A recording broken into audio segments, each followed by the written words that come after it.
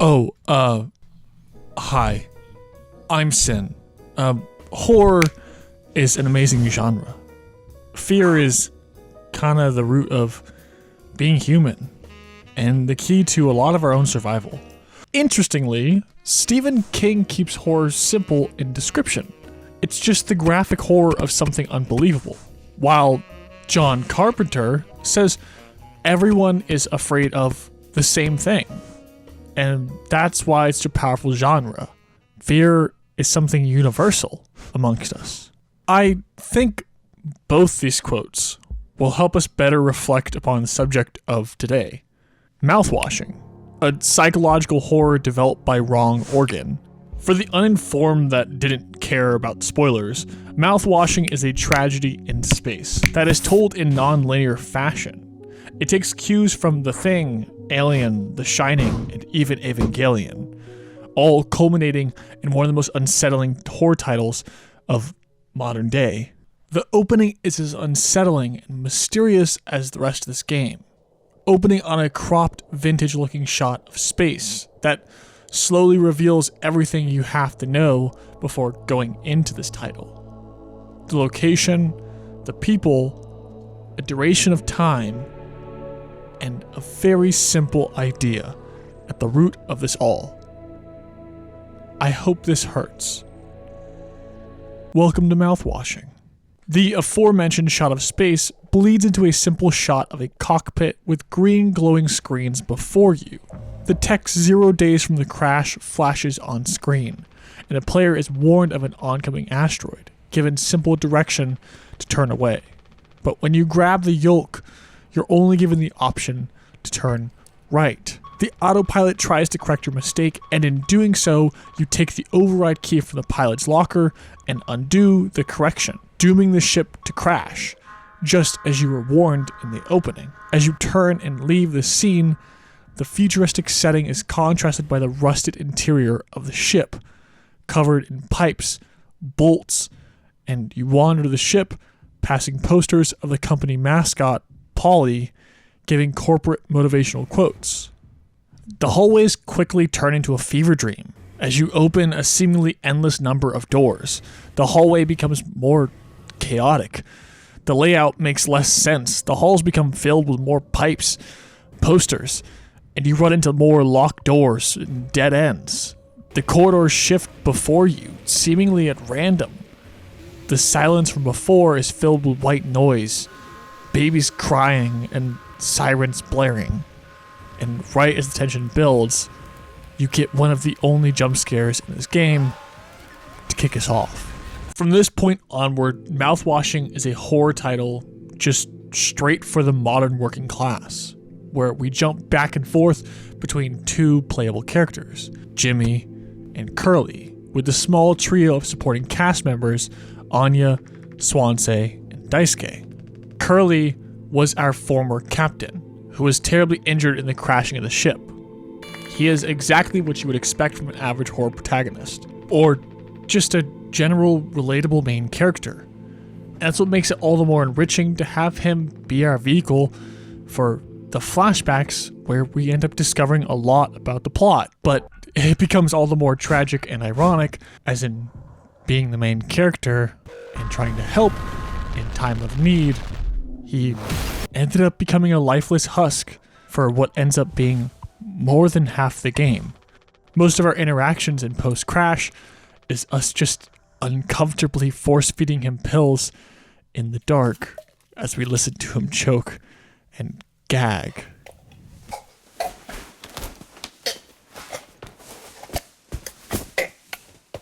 No, instead we spend our time as the protagonist, Jimmy. And it is both amazing and the worst thing ever. Because not only is he not a reliable narrator in any sense, but he is a hallucinogenic, manipulative, pathological lying psychopath. Almost the entire beginning of the game, you spend your time thinking the opening was Curly. He's the one who ended up getting hurt. And Jimmy, in one of the first scenes we talked to Anya, blames Curly after Anya would question his motivation to try and crash the ship and kill everyone with it, as it seemed out of character for him. But it's later revealed that Jimmy was the one who tried to crash the ship. Jimmy to this point has been dealing with mental breakdown, anguish, hallucinations, and faced with the consequences of not only losing his job, but having to face everyone after raping Anya, who is now pregnant with his unwanted child. Jimmy, the pilot of the ship, tries to crash it in a moment of desperation. That's why he knew where the override key was. Beyond the crash, he eventually becomes the catalyst for just about everything terrible that happens in this game. Whether it be the mental decline and eventual self-inflicted wounds of Anya, to the sad, tragic death of Daisuke, who was forced to go up a vent to try and save Anya after being pressured by Jimmy, even though Daisuke repeatedly warned him it's dangerous. Even down to the relapse of Swansea, who would eventually forcefully mercy kill Daisuke and his eventual death after trying to make things right by killing Jimmy. Or a lot of this is what we can assume, because as things become all the more laid out for the player, we don't just get one Swansea death, or even two, but 3 total scenes where we end up killing him. The third being a very obvious hallucination and reference to the Shining's maze scene, which makes it very obvious not everything we're playing could be real, and everything Jimmy could be saying could be a complete lie. Which, since we're on the topic, the references in this game are numerous and too many for one person to count. From the aforementioned Shining Maze to the obvious Evangelion references in the hallucination and even text flashes all throughout the game, to the very thing-like horse that appears in the storage compartment during hallucination. The futuristic setting is very familiar to Alien and Ridley Scott's work, while the many ideas feel reminiscent of the many horror titles that Mouthwashing shares genre with, from games like Iron Lung, Dead Space, or Silent Hill, and Kojima's overall discography. But the game's overarching theme is not only hard to not talk about, but is what separates it from every title previously: capitalism. From very early on in the game, one of your first objectives is unlocking the cargo hold as Jimmy to just see what you're shipping, only for you to find out it's an endless number of mouthwash. Just mouthwash. Anya claims the sugar content and ingredients eliminated any disinfectant property, while Swansea notices it's 14% ethanol and becomes his vehicle to relapse of his sobriety after the crash. This all becomes a very symbolic foreshadowing of Jimmy throughout this game, as he tries to fix things but just manages to make everything worse, being something he's not, holding the new captain of title after Curly got hurt, which he is undeserving of. The same way the mouthwash is meant to fix your hygiene and health, but makes everything so much worse, holding a title of mouthwash when it is anything but. But even on top of that, it becomes a very clear communication to the player that this is a meaningless, dead-end job, and that this group of 5 people are worthless in the eyes of the greater existence, spending years on this ship transporting a useless product through the dangers of space, risking their lives for just some mouthwash that doesn't even work. This is furthered by the honest conversation between Curly and Jimmy in the first act, all about Curly not knowing if he's wasted his time in this career path, working his way up the ladder, and if it was at all worth it, what he's gonna do. It's also familiar to anyone who's worked a dead-end job before, or in an industry that was not their choosing or of actual planning. Working hard for what? As with all this effort and time Curly has spent, he's gotten nowhere in his life. Even the company's name, the Pony Express, is that of a real private mail delivery service that operated from 1860 to 1861 in the US. It was the first mail service to deliver from the East Coast to the West. and is fairly famous amongst American history, but only lasted about a year due to its struggle of profit, harsh conditions, and the introduction of new technology, the telegraph. And ironically, one of the most pivotal points in Jimmy's turning was the reveal that the exact same thing was happening to them. They're the last man crew that delivers, and Pony Express is going out of business due to growing cost and new technology, which is all the too familiar to even modern American industries and corporations, as we lose our jobs to robots and the advancement of AI.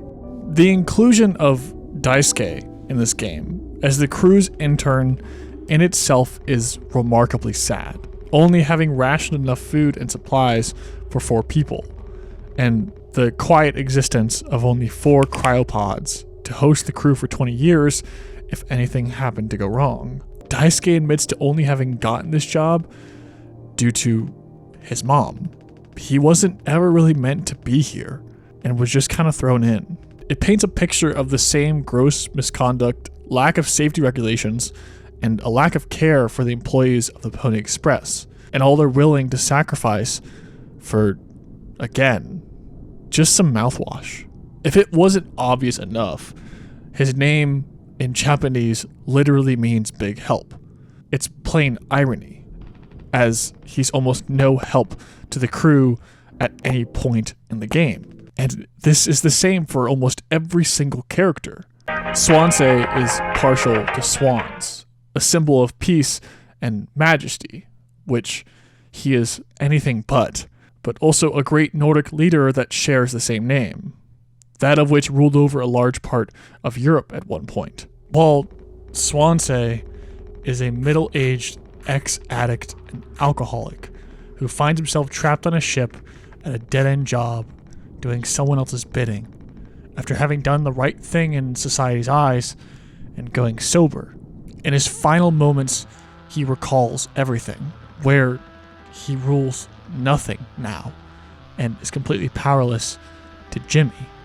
He admits the greatest part of his life were the ones where he spent all day in a drunken daze, going nowhere, and the chase, never-endless work, and hopeful dream of wife, kids, and a better life never felt as good as the days where his only problem was an empty bottle.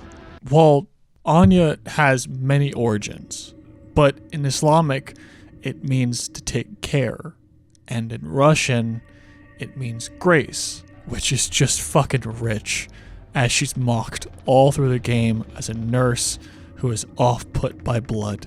She's unable to take care of anyone and is an anxious mess all through the end of the game, not only due to her discomfort being trapped on a ship with her rapist, who is now her captain, but because Jimmy repeatedly belittles and manipulates her, making her feel bad for not being able to do her job. He makes her feel powerless, and her final moments are anything but graceful. She uses painkillers, likely a symbolism of relief, but also her own failure to relieve the pain from Curly, haunted by his screams of pain and the discomfort of having to force feed him his medicine.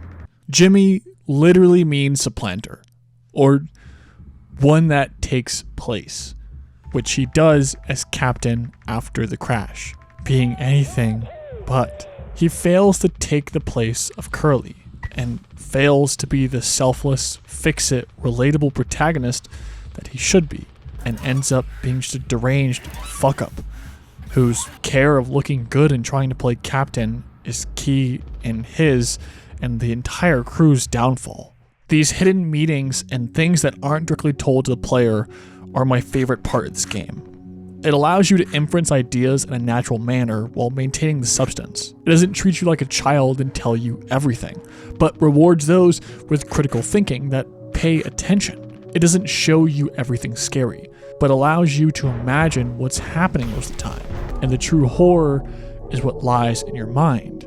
It allows the tension and foreshadowing to build, and trust that you'll have enough of a conscience and empathy for it to matter.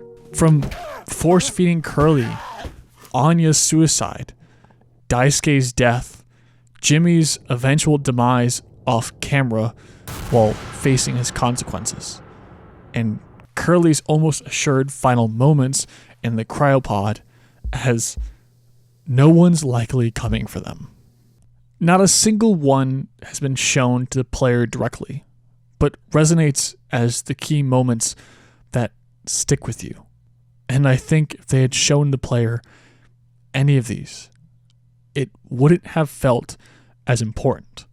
The game doesn't make you watch the pills being eaten by Curly, but makes you open his mouth and then just listen, powerless. Anya dies hidden behind a door in the medical bay, her last place of privacy and control, because she feels powerless everywhere else due to Jimmy. She doesn't announce her suicide, but you know what she's planning, and she doesn't say anything at all, knowing now what Jimmy's done to her, and feeling the guilt of your actions as the player. Daisuke's death by Swanse's axe is foreshadowed all the way from the first act, and instead of showing you his death, it focuses on the pain of Swanse, having to fix what Jimmy has done, and for a brief moment, the loud, rude, drunk asshole is quiet and sorry.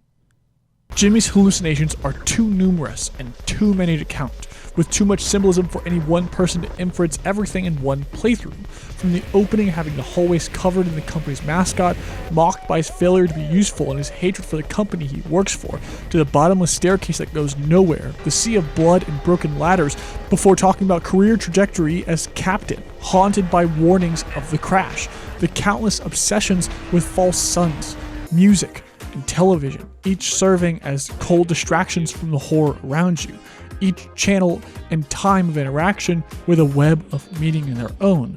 The conversation between Jimmy and Curly about satisfaction and reward, with the analogy of cake to the eventual party of corpses as they eat Jimmy's leg.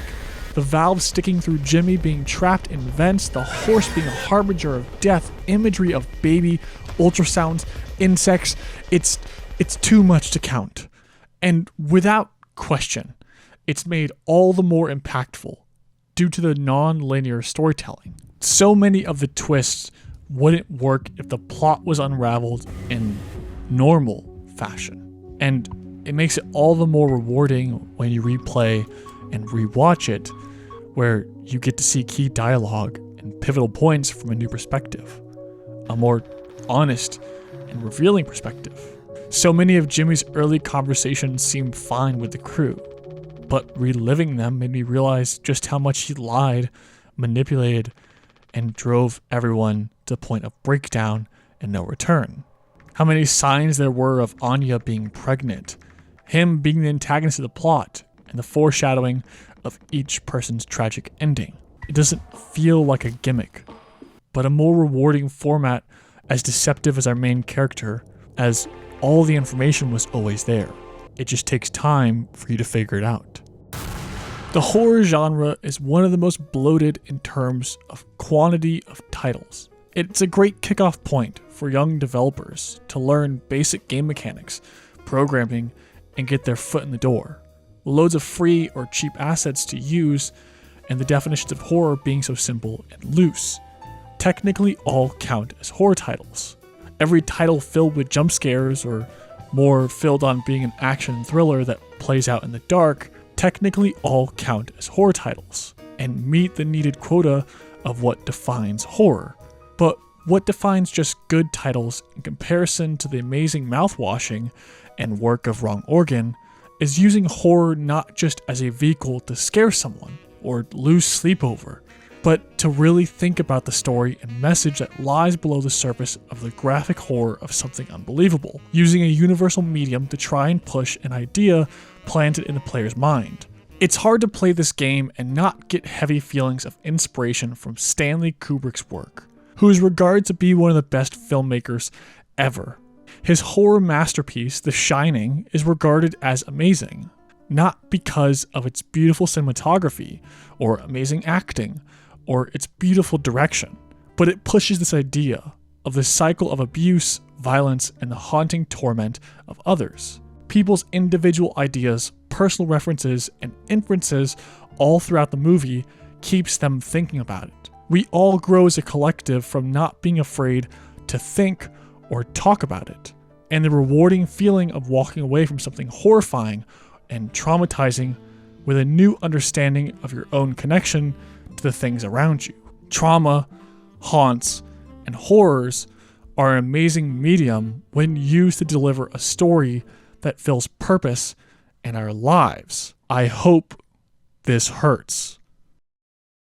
Thanks for watching the video. I don't really know what to say about this one. It was a great title, and I recommend you go play it for yourself if you haven't. If you have, I must thank you, especially if you've shared anything about the topic. A lot of my references and points I use in this video came from other people, and I thank the community that surrounds this game for sharing their ideas, opinions, and reference points. I hopefully did some justice. If you like the video, make sure to subscribe, and if you want to help support me, you can jump in on Patreon or YouTube memberships. Anyway, I'll see you in the next one. Bye bye.